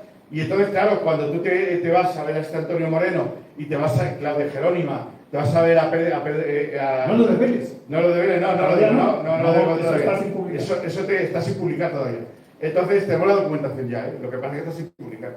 Entonces, espías, hugonotes, Es una trama increíble protestantes, que nos lleva incluso al Pirineo, a la al frontera con Pirineo, Francia. cruces, peleas, muertes, secuestros, bueno, una cosa, Pedro Noriz, ¿no? Sí, sí. Ahí llegamos a las comisiones de abastos, a su época en Andalucía, y bueno, van a aparecer en la señora Cornelia, ya empieza, Sí. mirad cómo empieza la novela. Dice don Antonio de Isunza y don Juan de Gamboa. ¿Y quiénes son Antonio Isunza? Bueno, Isunza y Gamboa, ¿quiénes son? ¿Quiénes son Isunza y Gamboa? Sí, que son los jefes de Cervantes. Son los jefes de reales, Cervantes. Los jefes de los Claro. cuales dependía la comisión Claro. de abastos de Miguel de Cervantes. Sí. Esa ya es mano Bueno, por y nombre. Isunza era veedor de las galeras de Cataluña. Y hasta ahí puedo ver. Ahí es. Y ahí tiene que ver con el Quijote. Claro, y bueno, pues nos va a detallar todo su paso. Ahí lo tenéis, la comisión de Antonio de Guevara, la que Si encarga, quieres, pasa al otro. va recorriendo por todos lados. Como veis, todo es Pasa la última, la autobiográfico. española inglesa. La española inglesa, porque a mí me ha fascinado. Claro. De hecho, la película, que la podéis ver en la aplicación de Radio Televisión Española. Sí, ¿está colgada? Sí, porque se estrenó hace 2 años, la vi la semana pasada, y es una versión fantástica. Os la voy a mandar a todos los que estáis en el grupo del Quijote de Esteban, porque es una maravilla esta historia. Esta historia de la española inglesa, que bueno, pues empieza con el saqueo de Cádiz, ¿sabéis el famoso saqueo de Cádiz? Felipe II ha fracasado con la intención de invadir Inglaterra con la Armada Invencible, y los ingleses responden atacando Cádiz. Sí. ¿Y qué pasa en este ataque? Pues claro, que ahí volvemos otra vez a lo que leemos y lo que hay detrás. Lo que nosotros leemos es otro secuestro, ¿no? Lo llaman casus, los profesionales lo llaman casus. Entonces, es otro secuestro de otra niña, y entonces, claro, es una historia completamente increíble y verosímil. Se la llevan, ¿no?, a la niña, se la llevan a Inglaterra, un noble de la corte se enamora de ella, resulta que la reina Isabel...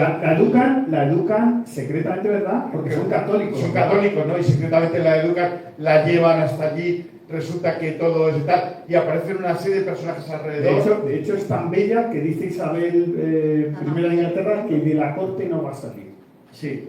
Y entonces, pero que la recorren con la carroza, con todo y tal. Entonces, claro, luego ella se niega a casarse con el duque que le dice y tal, se vuelve a Sevilla, y entonces ahí se casa con quien realmente él quiere, ¿no? Nosotros vemos esto y decimos, ya está, esto es otro cuento de amoríos, de no sé qué, esto no tiene nada que ver con la realidad. Pues no, tiene un trasfondo histórico, ahí lo tenéis. Personaje María Núñez. Sí. Personaje que además es una heroína en Ámsterdam. Sí, y le han hecho, ¿tienes la foto? Sí, ¿no? Le han hecho un... No tienes la foto, ¿no? Es que le han hecho hace 6 o 7 años le dedicaron un musical. Sí, pero ahí tienes a Levin, ¿no? Sí, En 1683, ¿cómo relata esta historia? Y entonces resulta que la historia es real totalmente.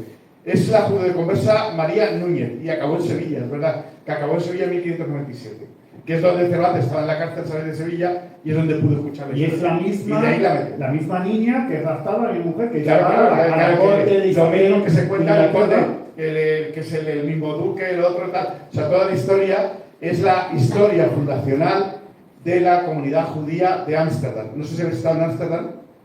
Si habéis estado, ¿no? Si habéis estado, yo sí, si habéis estado, yo también he estado. Y veis allí los judíos con los diamantes, vendidos los diamantes, que tal cual. Pues esta señora, Sí, que pero no solamente Ana Frank. es la que fundó esa comunidad. María Núñez y Cervantes, cuidado, que aquí Cervantes dice que es una católica escondida y tal y cual, realmente estamos hablando de una judeoconversa y Cervantes le dedicó una novela. O sea, es decir, cuidado con el... Y fijaos que vuelven a Sevilla, como dice, y vuelve a poner a otros hidalgos que realmente existieron. Esto yo lo he comprobado este año en Sevilla, cuando estaba en Sevilla, es que estaba en esta casa, enfrente del convento de Santa Paula, donde está la placa que recuerda a Cervantes, y tal y como lo cita, así ocurrió, y estos hidalgos son reales. ¿Por qué los pone estos hidalgos? Porque los conocía. Los conocía. Claro. Bueno, yo qué sé, si quieres... Danos los 10 más. Y terminamos con Ya yo creo que es... terminamos con el coloquio de los perros en Y Valladolid. solo lo de los perros, Claro, el coloquio de los perros, resulta que empieza la novela en la ciudad de Valladolid, donde Cervantes se va a la corte, donde va ya directamente a pedir la licencia del Quijote, vivió ahí, en esta casa, junto al resto de los carneros. ¿Y qué hay ahí? Pues está el Hospital de la Resurrección. El hospital, que comienza así la novela, el Hospital de Maúdes. ¿Y quién era Luis de Maúdes? Luis de Maúdes es digamos el mayordomo, el que cobraba... El que cobraba por las La calles, limosna. y se supone que iba cobrando la limosna con estos perros. Los perros. Y entonces ahí tenéis el documento, que es real, ese documento es real. Ahí lo tenéis. Ese documento está en el Archivo Histórico Provincial de Valladolid. Entonces, Y este es el antiguo hospital que está de arriba. Claro, y entonces resulta que Cervantes dice eso, que claro, son los perros de Maúdes, y esto está publicado, y no he visto a nadie que lo diga, ¿eh? Está publicado por la directora del archivo, lo publicó en los años 70, y no he visto a ninguno actual que diga, oye, que estos perros existieron. Nada, cero, o sea, echar tierra encima. Sí, sí, Entonces sí. dices, es algo... Yo creo que incluso es un deshonor para Cervantes. O sea, Es decir, esto- pero ¿por qué va a ser un deshonor esto? O sea, Claro. el que realmente existieran los perros de Maúdes, ¿por qué? Y que existiera Luis de Maúdes, no. Y como conclusión, Cervantes a través de la mirada de sus personajes. ¿Cómo lo ves? ¿Cómo lo ves Cervantes? Y por cierto, no sé si queréis alguna pregunta, si tenéis alguna pregunta de alguno de estos, casi aprovechar. Esto no solamente el ver, vamos, no solamente la cuestión es nosotros aprender de quién está hablando Cervantes, sino lo que estos personajes nos cuentan. Porque claro, si Cervantes tiene interés en ponerlos ahí, ¿no? Es por algo, es por algo, es por algo. Y entonces estos personajes nos van a contar mucho de la vivencia de Cervantes, porque a él le interesaban, porque él escuchó hablar de ellos, porque él a muchos de ellos los conoció, o escuchó, ya digo, o simplemente escuchó sus historias. Y entonces, evidentemente, si Cervantes, hay muchas historias que son muy complicadas, son historias desconocidas frente a otros autores del siglo de oro que cuentan, ¿no?, grandes batallas, grandes historias, ¿no?, de la monarquía. Cervantes se dedica a lo pequeñito, a lo costumbrista. Entonces, si esto, el conocer la historia de estos carrizales, de esto, de los hidalgos migueletes, conocer los sevillanos, ¿no?, esto del puño en rostro, esto tal, nos está contando las relaciones que tiene Cervantes. O sea, y que Cervantes era muy personal. Por tanto, vamos a aprender. Por eso viene el tema A mí me gusta del mucho, Embés. me gusta Lo del mucho Embés. la- Es decir, vamos al espejo que nos va a reflejar a Cervantes y por eso vamos a aprender. Me gusta mucho, digo, Francisco Javier, el testimonio que da su hermana Andrea de Cervantes en el proceso de Espeleta. Cuando le preguntan, ¿y quién es Cervantes? ¿Qué dice ella? Dice, Cervantes es un hombre que escribe, pero que además tiene muy buenos amigos. Toda esta gente, todos estos hidalgos, ¿no? ¿Verdad? Todos estos Y muy buenos enemigos también, ¿no? Que también hay que tenerlos. enemigos. Claro. Pues si tenéis alguna pregunta para... ¿Alguna pregunta? ¿Tenéis alguna pregunta? ¿Cómo os habéis quedado? Tengo una, Francisco Javier. Sí, dime. ¿En qué porcentaje dificulta la lectura de la obra de Cervantes si no eres conocedor de la historia de España en aquella época? Es que esa es la conclusión. Eugenio, se nota que eres profe. Se nota que eres profe y claro, y ves realmente el kit de la cuestión. Yo creo que hay novelas que no se entienden. Que no se han entendido hasta ahora. No todo, evidentemente, no todo. Pero hay novelas, yo que sé cómo habéis visto, ¿no? El Amante Liberal, o ahora mismo La Gitanilla, O incluso Rinconete y Cortadillo, Cortadillo. Rinconete y Cortadillo, o alguna de estas que si realmente... Rinconete y Cortadillo yo he leído que aparece una venta, ¿no? Que aparece la venta del alcalde y la otra venta con la venta El Enés. sí, la venta, bueno, la Enés, ¿no? Es la misma. La cita sí, la Enés, pero no la citan así. Entonces, La posada del potro. entonces, claro, y entonces yo he leído que dicen, creo que serán reales, pero nos imaginamos, ¿cómo que creo? Pues están documentadas, no solamente que estén hoy físicamente, que algunas todavía están de pie, sino que están documentadas en la época. Es que no me lo puedo creer. Y entonces llega un momento en que hay ciertas novelas, no todas, pero unas ciertas que no se pueden entender sin entender el contexto histórico. Yo ahora mismo lo que estamos haciendo, y para salirnos un poco también de las novelas ejemplares, lo que ahora mismo estamos leyendo, que es el episodio de Quijote en Barcelona, no han entendido nada. Lo siento, no se ha entendido. No se ha entendido. O sea, ¿por qué se llama Ana Félix? ¿Por qué se llama Claudia Jerónima? ¿Por qué aparece Antonio Moreno? ¿Por qué pelean en la playa? Es que es una aplicación de... No lo sabes. Javier. No sabes lo que te está contando. Porque Cervantes te está contando una historia de su época que todo el mundo de la época las conocía. Pero nosotros no las conocemos. Entonces, tú lees eso y dices, ¡ay, qué bien! Se están peleando aquí dos caballeros, claro, los libros de caballería. No. Y una última pregunta. Dime. Tú lees un libro de historia, ¿no? No sé, vamos a remitirnos al Renacimiento, a la Edad Media, y el autor aclara, dice, porque en aquella época la costumbre, después de contar un hecho, un suceso, pues para que el lector se ponga en situación, Cervantes aclaraba, o sea, pensaba en los lectores que pudiesen llegar después, por ejemplo, en nosotros, para que entendiésemos la lectura de su obra, o Yo creo que se escribía para la gente de su tiempo. Yo creo que no, es que da la impresión de que realmente todas estas claves son para la gente de su tiempo. Y la gente de su tiempo sí que lo entendía. Y ya hemos visto que hay un libro, un artículo de Frances Luthe-Kutzen, por cierto, una escritora protestante, además muy buena, ¿no? Que era de la Universidad de Barcelona. Entonces, Frances Luthe-Kutzen escribía todo lo que sobre protestantes. Y ella decía que Cervantes le censuraron muchas novelas. ¿Por qué? Porque ponía nombres de la época. Y entonces, claro, de la época que vivían incluso. Entonces, claro, la gente cuando lo leía decía, uff, ¿pero qué está diciendo aquí? Que está diciendo que tiene un hijo, que está diciendo que es no sé qué, que está diciendo que la van a matar o que es celoso, que no sé qué. ¿Pero qué está diciendo Cervantes? Pero claro, eso pasó y ya hemos perdido el contexto. Y sí, claro, evidentemente, yo creo que escribía para la gente de la época. No lo aclara, Cervantes no lo aclara. Por eso no hemos sabido, yo creo que no hemos sabido interpretar. Ya que yo sé que esto suena muy, después ahora, hablando con la cantidad de escritores y muy buenos escritores y muy buenos eruditos que han escrito sobre este tema, suena muy prepotente. Claro, ahora suena prepotente. Claro, ahora tú llegas y diciendo y tal. No, pero es que, vamos a ver, si Claudia Jerónima no existiera, si Pedro Noriz no existiera, por ejemplo, ahora que estamos hablando de Barcelona, si Roca Guinardo no existiera, entonces yo no podría hablar de ellos. Ni podría encontrar un documento en la época en donde está diciendo Cervantes. Entonces, ¿cómo encuentras esos documentos? Yo veo un año, dice Cervantes, pues tal, Roca Guinardo. Pues Roca Guinardo vivió en 1603, pues yo me voy a buscar a los documentos de Barcelona de 1603.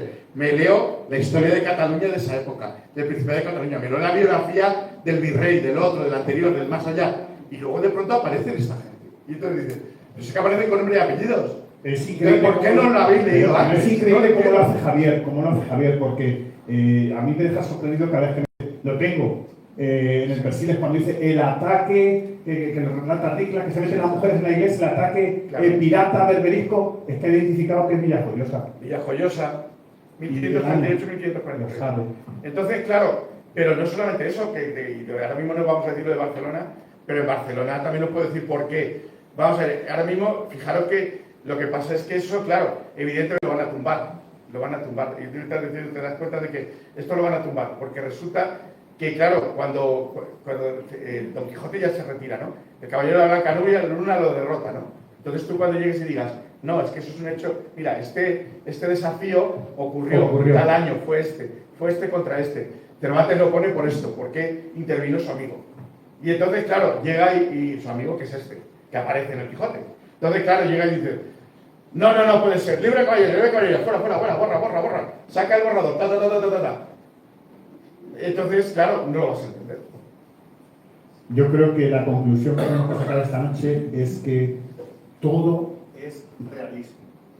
Todo es realismo. Prácticamente. ¿Una pregunta más? Yo, si me dejáis, una pobre pregunta. Aceptando toda la teoría, las referencias reales que hay, no en el Quijote, sino en todas las obras de Cervantes, y lo que yo creo que hemos descubierto sobre todo esta noche, no solo referencias a personajes, sino a acontecimientos, a la historia de la época. La pregunta que a mí me sale es ¿por qué? Es decir, que si Cervantes es simplemente un relator de hechos, o tenía alguna intención. No, ya hemos visto ahí, Juan Luis, que tienen en cierto... Esa es un poco además, ayer, ya sabéis, ahora mismo a las 10 emiten en Canal 10 Cesano Toledo en la entrevista que hice ayer con don Andrés Escobar, ¿no? De hecho, una entrevista también sobre este libro, ¿no? Y él, claro, lo primero que me preguntó es esto. Es decir, pero bueno, ¿qué pasa aquí con esta intención y tal? Sobre todo lo que me dijo es, ¿por qué se repite tanto? El episodio de lo que estamos diciendo, o sea, La Mancha repite 20 veces, pero Sevilla, ni te cuento. Toledo son 6 novelas. Barcelona, el mismo episodio de Los Bandoleros, 4 veces. 4 veces. ¿Por qué le interesa? O sea, Cervantes no le interesa todo. Le interesa cosas muy concretas. ¿Qué creo yo? Que es personal. Es decir, que hay un interés personal. Porque lo ha vivido, porque lo ha recorrido, porque se lo ha contado, porque es la historia de un amigo y le interesa mucho y realmente cuenta esa historia personal. El problema es lo que hemos dicho, que son anónimas. Entonces, como son historias corrientes, pues muy desconocidas, la mayor parte de ellas muy desconocidas, entonces no no ha saltado no ha saltado a la siguiente generación. Y entonces, pero esto es la pregunta clave, nos la tenemos que plantear. ¿Por qué Cervantes repite siempre, o sea, solamente escribe sobre 10 temas y los repite constantemente? ¿Por qué no escribe sobre, por qué no tiene una novela de Lepanto? Dice, tiene un trozo, pero no tiene una novela de Lepanto. ¿Por qué no tiene una novela de la hermana invencible? Con lo importante que fue en su época. ¿Por qué no tiene, y sin embargo no hace más clara de bandolero? Pero, ¿por qué? ¿Y por qué no habla del otro si también era muy interesante? Es decir, que hay que conocer a Cervantes. Críticas sociales. Y esto, claro, y críticas sociales a todo lo que le rodea y tal. Entonces, ahí es un trabajo que nos queda pendiente. Y el tema de la mujer en su época sí le interesa. Sí.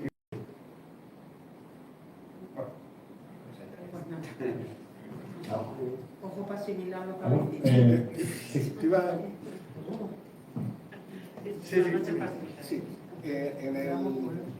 En el club de lectura, siempre que hemos hablado con algún escritor o en las relaciones que hemos tenido, siempre le preguntábamos en la novela si era novela imaginada, tenía algo de realidad. Entonces, hay una cosa que siempre me ha costado de entender, hasta que leí una vez un tema que me hizo entender bien hasta qué punto los novelistas en cada momento tienen capacidad de imaginación.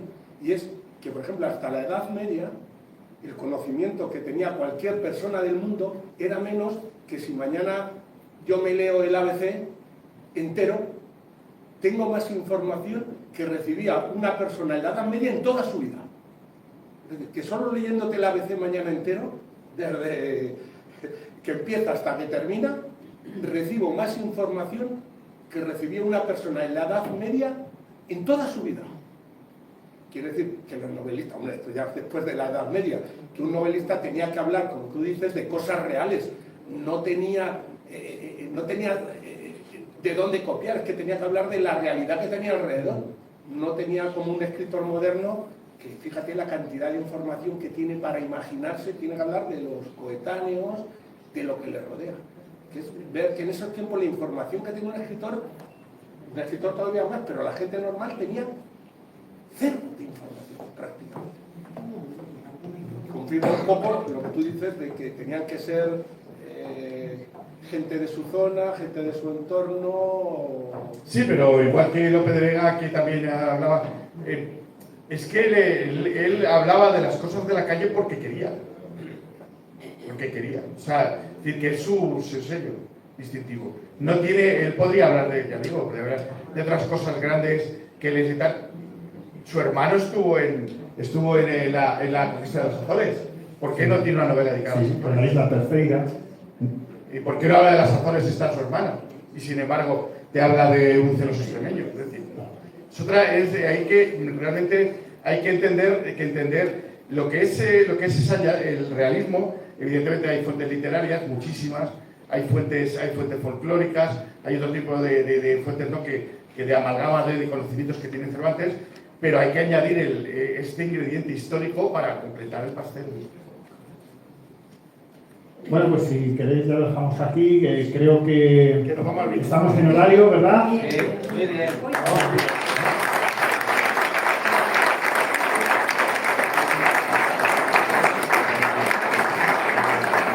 De cosas en un tiempo récord que no sé, cualquier persona no sería capaz, y ellos lo han hecho. O sea, Francisco Javier, muchas gracias. Sabes que siempre es un placer tenerte aquí en Miguel Esteban.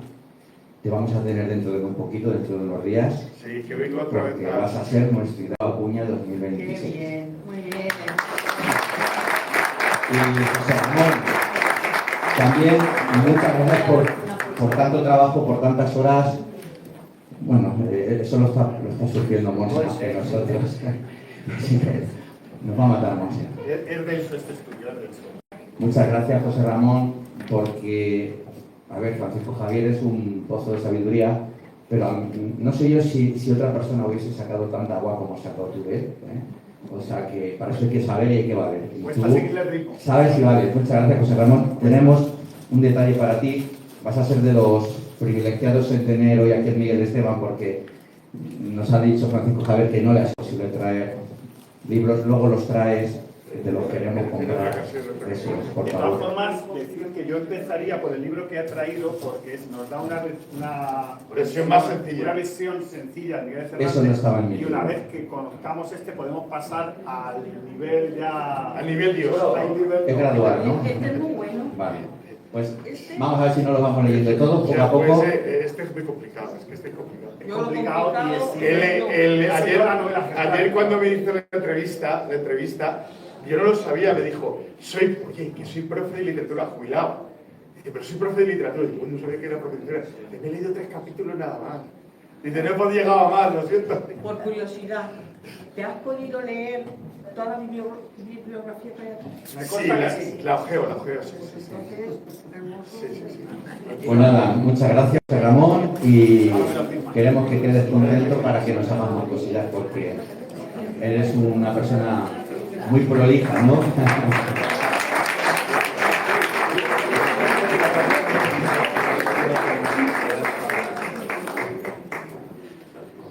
Bueno, tenemos aquí un poema, que es para ti. Bueno, a ver, cógelo tú mismo. Y si no Ahora lo saco, ¿no? bueno, lo dejo. Sí me gusta cómo se nota que eres ingeniero. Claro, y aquí los abogados arrugamos las cosas. ¿Debes saberlo? ¿Ah, sí? Oye, ¿de verdad? ¿Quién lo ha preparado? Pues Un profesor que no vive ya. aquí tenemos, ¿sí? Ha muerto. ¿De quién era? De Pedro José Oliva. Ah. Se llamaba Pedro José Oliva Jiménez. Creo que la mayoría de los Pero profesores. no lo has que estamos facilitado aquí- tú, Loli, ¿verdad? Es que lo hizo él con ayuda de los que pudimos ayudarle, pero lo hizo él. Trabajo por algo, aunque lo hizo él, Entonces, pero... lo hizo él. De verdad que muchísimas gracias. Y es que es muy sencillo. Este regalo, esto es un regalo personalizado y es eso, y es que este tipo de... estamos siempre valorando, ¿sabéis? Ya lo sabéis, las cosas materiales, ¿no? Y no, esto, estas cosas que provienen del corazón son más importantes, y lo sabemos, lo sabéis, que muchas veces pues que te regalan una buena comida o un buen viaje. Esto es más importante, porque sale de dentro, ¿no? Pues les digo la primera estrofa, ¿no? Miguel Esteban, mi pueblo, de España, Castilla y La Mancha, mi pueblo es recio, austero, hidalgo, quijotesco. A veces, Sancho, Es que esto... Sancho Pancesco. Claro, es que voy a tener que poner las otras gafas, Es que de verdad que no... Sancho Pancesco. Y casi siempre dispuesto a mejorar lo que fue. Tiene la historia constancia de su existencia pasada. Alcés, de Hispania, ciudad romana. Romana. Con polémica incluida. Incluida. Algunos aquí la emplazan. ¿Sigo yo? En sus aledaños hallan monedas de muchos años, que en sus días acuñaron de emperadores romanos. Es probable que su nombre castellanos provenga, que en el siglo XIII fueron pobladores de esta tierra. En estos siglos fue villa, según pleitos documentan, de términos. Por cuantías de la orden sanjuanista y la orden santiaguista. Cuenta la historia de Miguel Esteban. La historia de Miguel Es que está Esteban. contando la historia de Miguel Esteban y el famoso pleito de 1843 y pasó 2 órdenes. Bueno, y en el Mentrejo tendrán viño, pero Miguel Esteban también para ti. Pues muchas gracias, de verdad.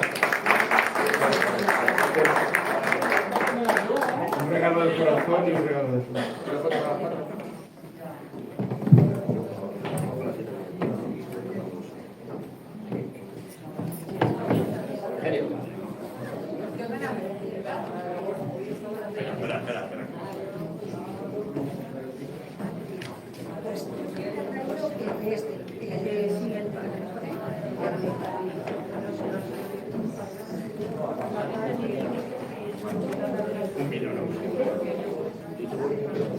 Sí, me vuelvo a traer ahora.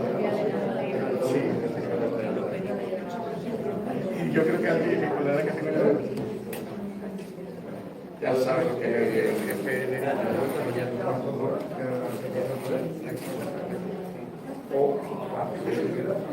No, da igual. Ya te digo, y la cámara ya la tecnología. ¿Cómo es los impresos? El original de ¿Qué tal? Pues me suena. Es tu padre, ¿no? Venga, vamos.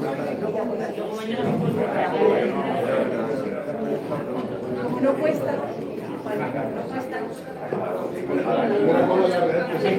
Como antes, la guiamos Pero no cuestan.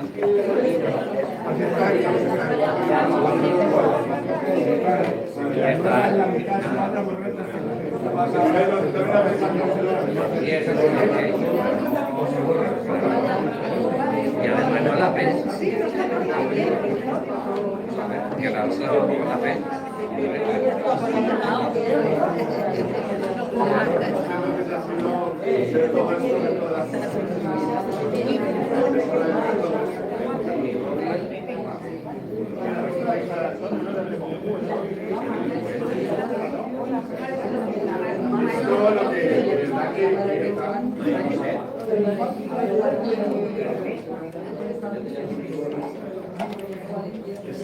Sí, no, la verdad es que sí. Ay, lo que os voy a enseñar. Lo que pasa es que no, como viene de Estados Unidos. Esto, Lo que vale. no, pero ya, lo traeré, ya vendré.